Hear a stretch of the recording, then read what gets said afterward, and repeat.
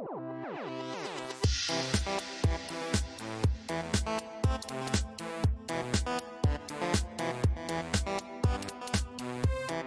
everybody, welcome to another Quicksave Review with me, RC. A Quicksave Review, if you haven't seen it before, is basically a Let's Play mixed with a review with a game that I'm currently playing. And I'm currently playing Iris and the Giant. This is a brand new game, just came out today, and it is a very interesting roguelike card-playing deck-building game. I feel like we're saying that a lot lately. This is a roguelike deck-building game. But what is really cool about this particular deck-building game is you're not going to be spending a lot of time messing with your cards, okay? You basically get them, you play them, and that's all there is to it. And I feel like that is the real charm of this game. Two things. One is the art style. The art style of this game is awesome. Absolutely love it. Very, very cool. And I just love how fast it is. I love, like, that this game kind of, like, peels away all the layers of, like, what you would typically see in this type of a roguelike setting and just, like, makes it quick, makes it real fast. Make your decision and go. Sometimes it's not the best decision to make in that situation because you only have so many options at your hand. So here is our main character, Iris, here. And you can see that she's sitting there with her yellow satchel full of cards, and she has 4 to choose from right here. So these cards all do different things. Right off the bat, your sword card, basically what that can do is that can attack one enemy, and if you have any other sword cards drawn at the time, you can keep playing the sword cards. The arrow cards will let you shoot at enemies that are further away, so you don't have to only attack enemies in this front row here. And this axe card will let you attack all 3 enemies in the front row. So let's use the axe card so I can demonstrate. So you'll see here she winds up, boom, throws the card out, and there you have it. Let's see here. And every time you move up, you know, you're going to have enemies coming at you. So there's a little bit of strategy to this game. That is to say, you need to leverage destroying all the enemies versus taking the stairs to leave. So, for example, on this particular level here, level 1, there isn't really much waiting for us if we destroy all of the enemies, and we're going to end up wasting our cards. And you don't want to waste your cards because as soon as you run out of cards, you're done. You're done for that round. At any time, you can click your little satchel, and you can see what cards you got. You can actually roll over them and see how many of everything. But again, this is what I like about this game.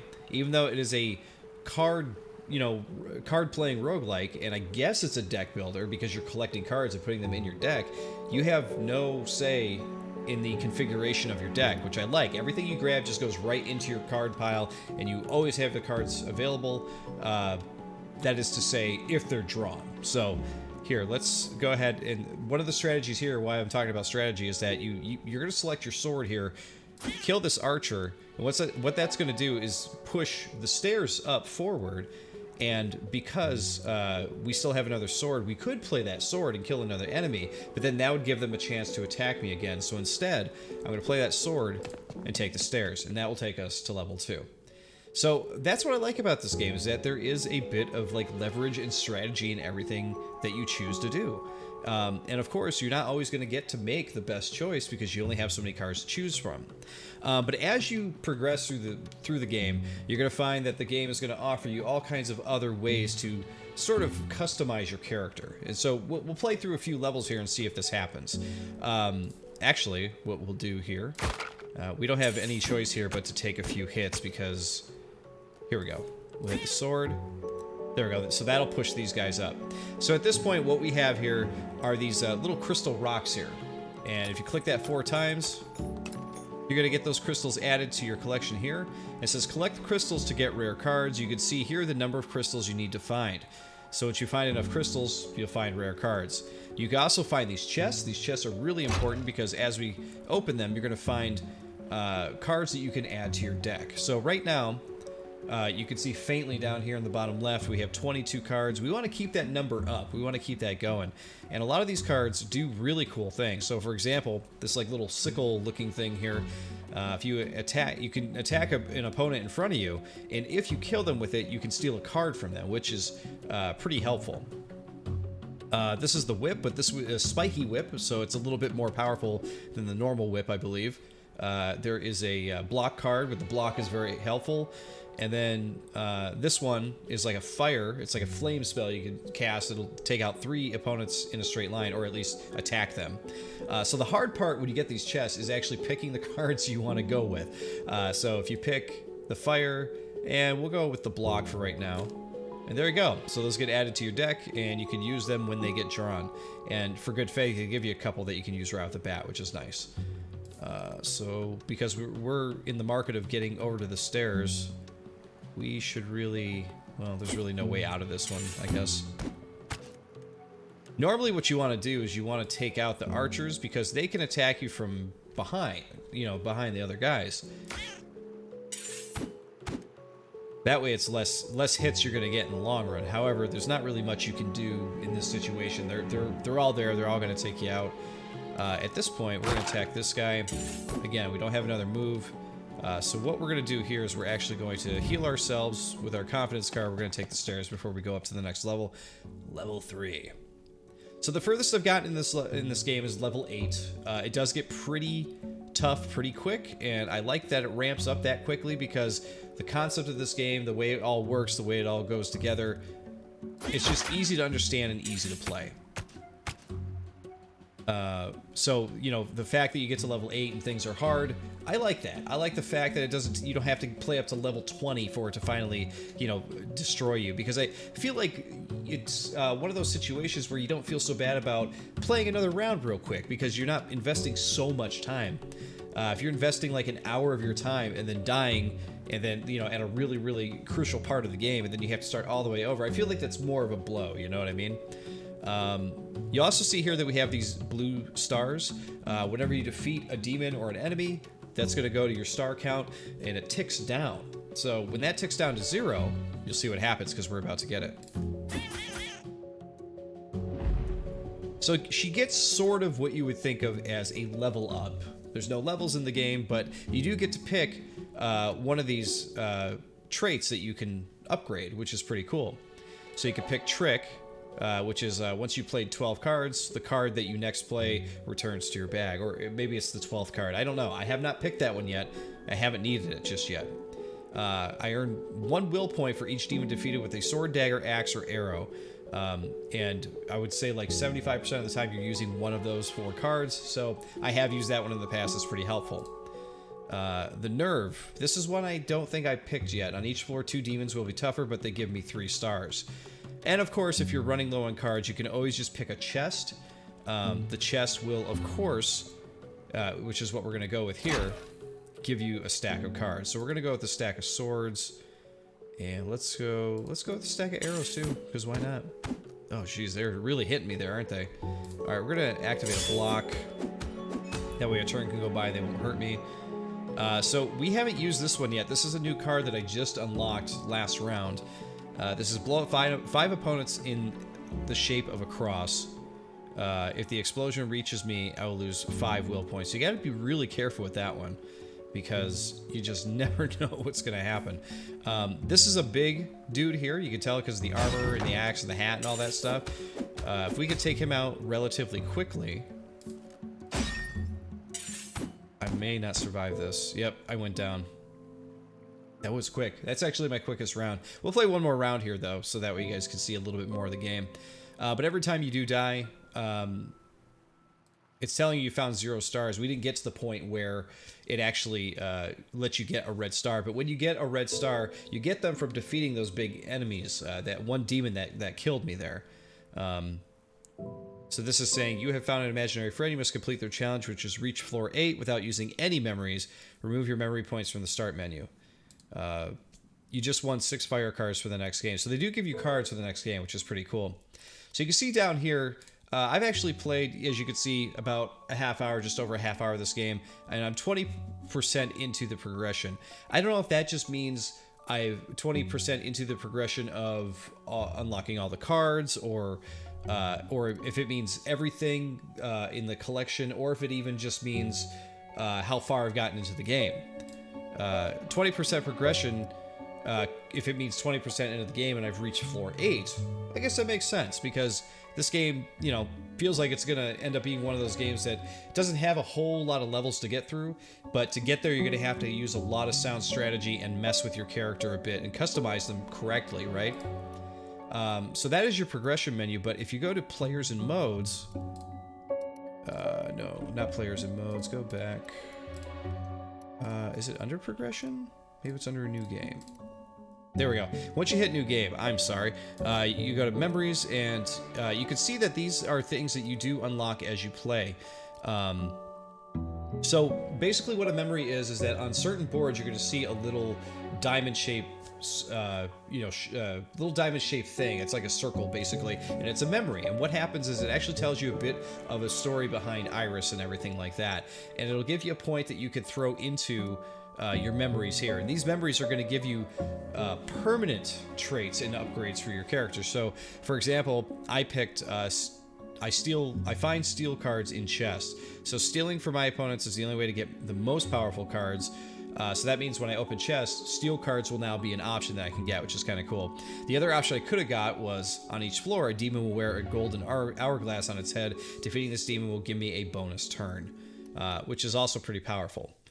Let's see, we have imaginary friends. So the imaginary friends are characters I have not unlocked yet. You get this guy. It says to bring this friend, I must complete a challenge, which is reach floor 7. And then this one is reach floor 8 without using any memory. So we'd have to actually turn our memory points off and reach floor 8 with that, which I've done it before, so I could do it again. But I do like the idea that you're unlocking these little characters. I don't know what exactly they do, because I haven't unlocked one yet, but I like the idea. It says to bring this friend. I wonder if they come with you and they actually help you fight, which would be pretty sweet. So I guess it's probably worth looking into unlocking those little imaginary friends, right? So Iris the Giant actually starts out with a really sad story. You don't actually start out as this Iris. You actually start out as another real-life girl, and the girl, like, I feel like she's going through some sort of depression, you know. Sticks. A river that separates the real from the imaginary. It's funny. I no longer feel fear, but I know I am here to face my demons. So this movie will play before every game that you play. You don't have to watch it. You can skip it. I wanted you guys to check it out there just so you could see. But the real game actually starts with a real girl who feels like she's in like a real deep depression state. She feels like everybody's laughing at her. She can't stop crying. And a lot of the memories you unlock and find are kind of similar to that. So I don't know if this is supposed to be some kind of world she's escaping into or what. But it's interesting to see sort of the juxtaposition of like this girl who's going through this like really terrible time in her life, and then, you know, you're playing as this other character who's like super powerful, taking out demons and stuff. Let's go ahead and get to these stairs as quick as we can. What do you say?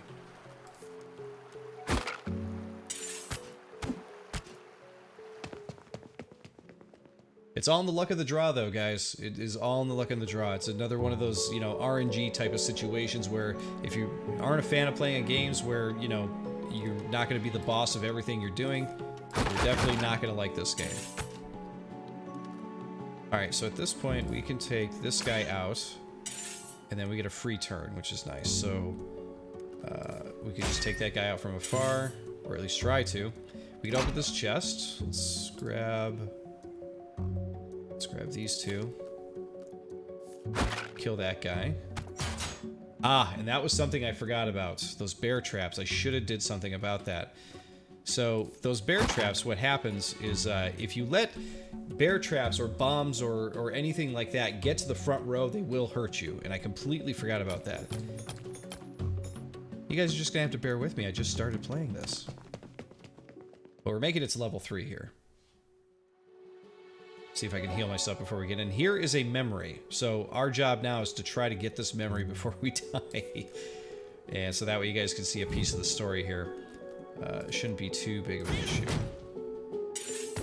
One thing I also like too is that if you use those abilities where you destroy enemies in a line like that, it does not affect any of the items on the ground that you can collect.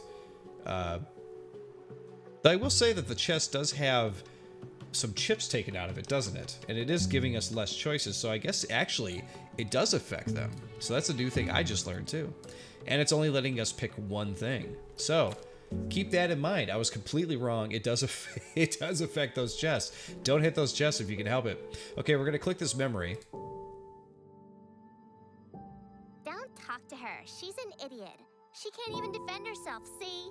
Stupid, stupid, stupid, stupid.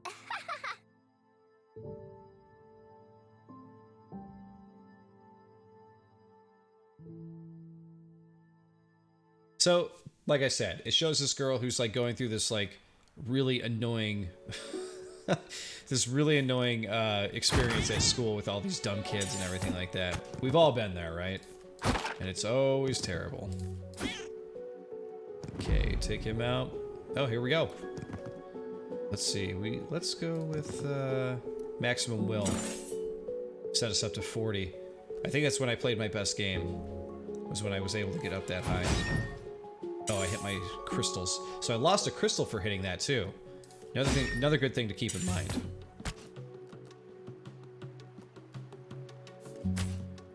Okay, we took him out. So there's our first red star of this video, at least. So you'll collect that. And when you collect that, you actually get to pick something to upgrade again. So what are your magical powers? So it says damage of 3 or more is reduced by 1. That's pretty nice. When I play a confidence card, it turns into a flame card and I can play it this turn, which also sounds pretty good. I feel like I should go with the damage one because I feel like I get hit pretty hard by these guys sometimes. We're gonna hit this guy, steal a card, and we are going up. Am I in one of my dreams? The labyrinthine maze of my imagination, with my will as my only guide. And by up, I mean down. We are going down into a labyrinth, apparently. Alright, so at this point, we have got to figure out what we're doing. So if I hit that, I'll be able to hit that trap. It looks like we got to go that way anyway. Can I actually... It'll trigger automatically if I come within range. Can I actually shoot this with an arrow? You can. Okay, I never tried that before, but that is good to know. Take both of those guys out. And this is all I got. I don't like wasting an axe on that, but what can you do? At least we're getting more cards here, so that's pretty helpful. Look at all the cards we're getting. We're looking good. Looking very good. Okay, 2, 3, 4. Now, what you will also notice is that there are 2 sets of stairs here.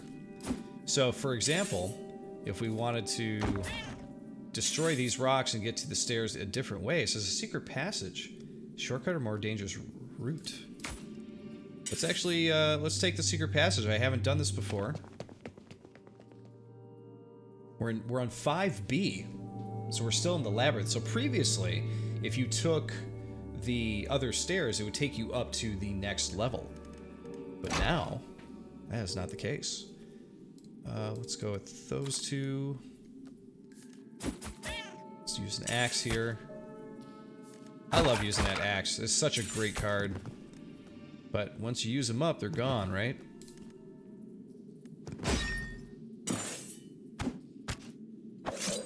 Man. They're all hitting pretty hard. Alright, hit them. Alright, we did one for will. We got one for resistance. So a shield card, we'll do that. Nerve. Or I can up my points. I'll do will again. Why not? It'll get us up to 50. We'll have a ton of hit points. Why not? Let's get these crystals. We only need 5 more crystals to do our thing with that, which is great. And there's another memory if we can get to that.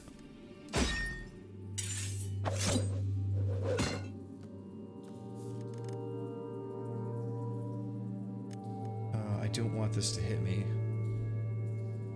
If I kill that guy, so we really got to do that first, I think. Oh, that guy's throwing him out. You see that? Now, if you don't have any other cards to play, you can go to end my turn. And it will put you in a situation to do that. I right now am not sure what to do, though. I am in kind of a sticky situation with these bear traps. I really need to get some arrows going. That's going to hit me. Yikes. But I can at least hit this guy now. Ah, he's just lining the whole place up with these things.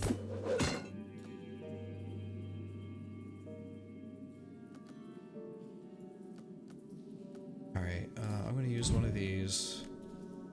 I'm going to take that out. He just keeps throwing them out.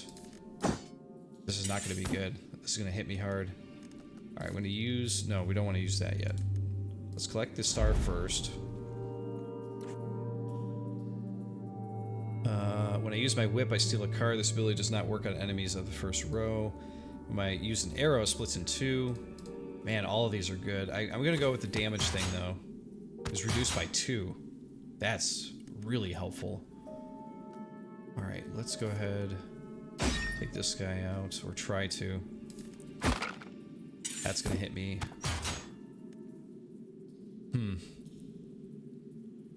Okay, I'm going to use one of these. I'm going to hit you guys. I'm going to dump that.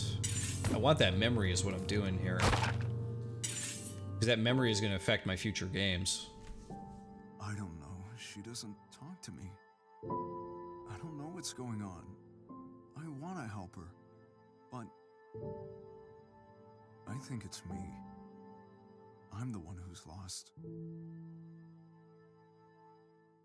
So I like, as the story uncovers, you could see, like, you know, her drawings on the wall there, so you can tell, like, this world is definitely a world that she has made up. One of the other things you could see here, too, is that there are some rocks over here, and these rocks, this one has an axe on it. So I wonder if that means that that has, you know, axe cards in it for us. Oh, we'd have to bust it up again to do that, wouldn't we? Yeah, it's a waste of cards. All right, let's get out of here then. 6B, we're still in the B's here. Wow, this is going to be intense. I don't know if I'm going to survive this unless I can get to that chest quickly. As long as this trap is in my bag, playing a trap card lets me play again immediately. Okay.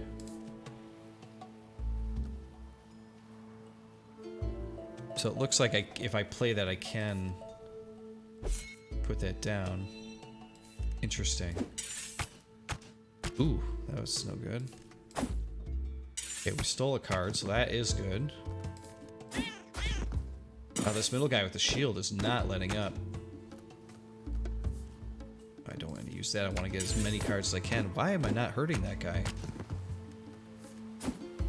Look at that. Not doing anything. I need to get to that chest. Because I am just about to run out of cards here. Okay, so that hurt him. That doesn't help me in the long run here. These shields are just... Okay, so it says... The skeleton hidden behind a shield, which protects it from everything but magical cards. So thunder, fire, and a bomb. So I'd have to use fire to take them out. But that's going to ruin my chances of getting more cards from that chest. I wish I would have known that previously. This is kind of sucky. I don't think I have much of a choice here. I might have to go out without any more cards. So I don't think I have any more fire cards, right? Yeah, this is my last card, actually. So once I heal myself, I'm done. No more cards. So sad. We found 52 stars. Here are some rewards for your next game. So you unlocked a new magical power. You'll take it with you during the next game. You have found a new imaginary friend. You must complete their challenges to defeat 20 demons that carry a star on the head due to nerve improvement. Okay. And you just won 6 axe cards for the next game. Great. It sounds like this one where you're defeating demons with the star on their head, it sounds like that one's a cumulative, so you probably don't have to get all those in one game, or at least I hope not, because that would be really tough.